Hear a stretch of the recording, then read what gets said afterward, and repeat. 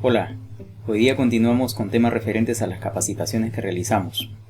No olvides que si deseas aprender o reforzar tus conocimientos en desarrollo de software con C Sharp y MVC, puedes contactar con nosotros para que podamos brindarte una capacitación personalizada y eminentemente práctica. Van a aparecer por acá en algún lado los datos para el contacto. Hoy día continuaremos con una capacitación referente a la programación orientada a objetos.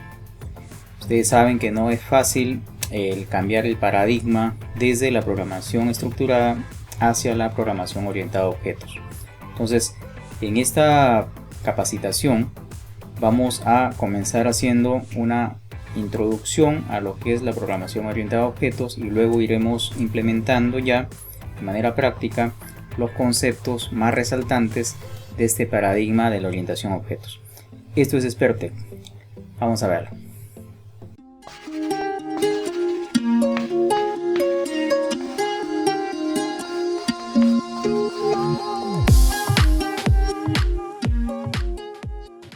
El paradigma orientado a objetos en realidad en su momento fue un cambio bastante drástico para el esquema de la programación. Nosotros estábamos acostumbrados a programar básicamente en módulos, ¿ya? En un programa lo que hacíamos era poníamos procedimientos, funciones, dentro de ellos variables, hacíamos las operaciones, devolvíamos valores o realizábamos operaciones sobre otros, por ejemplo, sobre tablas de una base de datos o sobre una interfase de usuario, ¿no? Ya el paradigma orientado a objetos como que no es tan flexible en el hecho de que podamos implementar funciones y procedimientos de manera casi indiscriminada, ¿no? Sino que en este caso debemos un poco más ordenar y agrupar lo que nosotros vamos a implementar, a la funcionalidad que vamos a dar. Y estas clases o otros objetos finalmente entre sí también van a interactuar. O sea, vamos a tener también que hacerlos que entre ellos se envíen mensajes, en este caso es el envío de mensajes, y se retornen valores.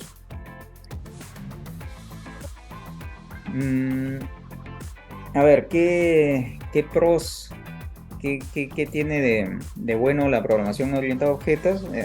Por ejemplo, la reutilización, podemos hacer bibliotecas, utilizarlo como ya hemos recalcado en las sesiones anteriores, ¿no? Que esas bibliotecas pueden ser utilizadas desde cualquier otra aplicación, ¿no? Entonces ya tenemos ahí todo implementado y la biblioteca la podemos utilizar desde otras aplicaciones sin necesidad de entender incluso cómo es que funciona internamente. Simplemente invocamos al método y obtenemos el resultado, ¿no? También es más fácil de mantener, ¿no? Es más fácil de corregir y ampliar porque cada una de esas implementaciones es específica, ¿no? Es específica, no se puede ahí mucho, digamos, divagar y estar accediendo a varias clases al mismo tiempo, sino que es algo más específico, ¿no?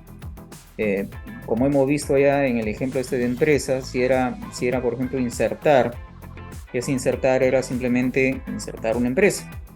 No había insertar ahí empresa y otro tipo de cosas, irse por otro lado, ¿no? Simplemente era algo más puntual. Entonces, al ser más puntual, debe tener menos codificación, menos lógica, y por lo tanto es más fácil de mantener, ¿no? Y también es más fácil de encontrar probablemente los errores en caso de que los haya. O sea, por ese lado también ese es un pro de la programación orientada a objetos. Los contras es que hay una curva de aprendizaje que es un poquito prolongada cuando no hemos utilizado este esquema, ¿no? Hay que practicar, hay que llevarlo todo a la práctica para un poco más entender cómo es que esto funciona, ¿no? Hay un poco de mayor complejidad en la definición, ¿no?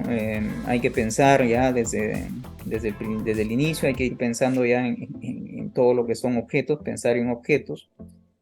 Y bueno, hay unos requisitos de modelación orientado a objetos también que hay que aplicar, ¿no? Ya para nosotros poder implementar los objetos, vamos a tener que pensar en un análisis y diseño también orientado a objetos para poder allí nosotros, digamos, conceptualizar el negocio que estamos nosotros implementando en función de objetos para poder luego hacer la implementación.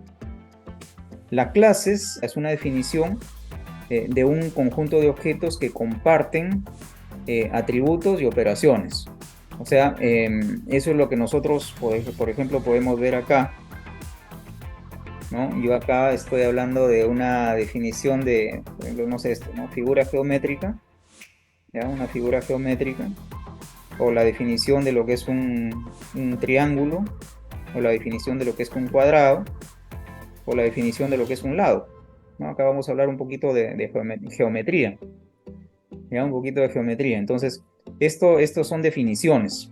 Ya yo defino, por ejemplo, una figura geométrica tiene lados, ¿no? Una figura geométrica tiene lados, una figura geométrica tiene cantidad de lados. Yo puedo calcular el área de una figura geométrica, puedo calcular el perímetro de una figura geométrica, ¿no? Entonces, toda esta definición engloba a, digamos, todas esas cosas, todos esos objetos que calzan dentro de esto, ¿no? Que tienen estos atributos, en este caso estas propiedades y estos métodos. Eso es lo que vamos a definir como una clase. Y hay dos tipos de clases.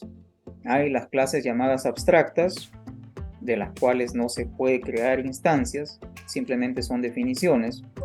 Y hay las clases concretas, de las cuales sí se puede crear instancias a nivel de programación para utilizar sus métodos y sus propiedades, ¿no? En este ejemplo de acá, por ejemplo, pueden ver acá que hay la clase figura geométrica y acá hay un modificador de una palabra que dice abstract.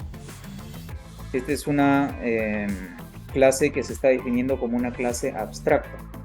O sea, es una clase que incluso en el mundo real como tal no existe, ¿no? O sea, figura geométrica sí puede ser, pues hay un triángulo, pero es un triángulo, ¿no?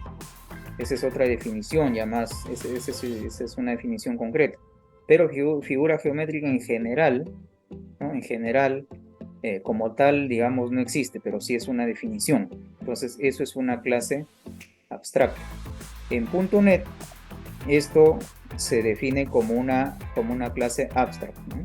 Una clase abstract. O sea, cuando ustedes vean una clase que tiene esta palabra clave, es porque es una clase que no puede crearse instancias. O sea, dentro de la programación, si yo quisiera crear una instancia de figura geométrica, me va a salir un error.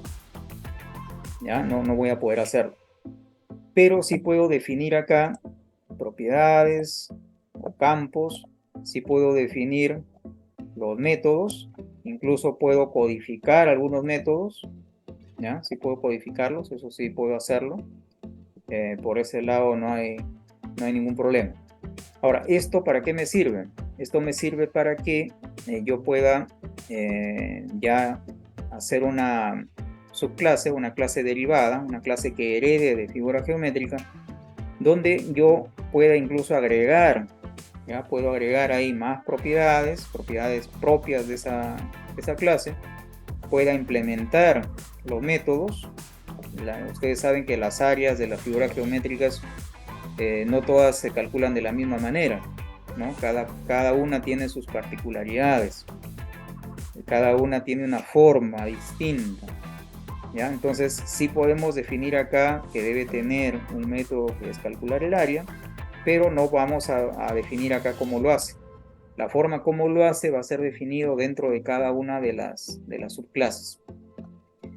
Hay otros métodos que sí aplican para todos los miembros de esa clase y todas sus subclases, que como en este caso, por ejemplo, es el cálculo del perímetro. El cálculo del perímetro sabemos que es básicamente la sumatoria de todos sus lados, ¿no? Entonces esto sí aplica para todos, entonces sí podemos hacer acá una implementación, ¿no? Acá ya podemos hacer una implementación. La clase derivada lo que va a hacer es, va a heredar estas propiedades de estos métodos y va a poder utilizarlos. Y a los que tienen codificación, simplemente al utilizarlos, al ejecutarlos, ya se va a obtener un resultado, ¿no? Sin necesidad de hacer ya esa implementación también en la clase derivada.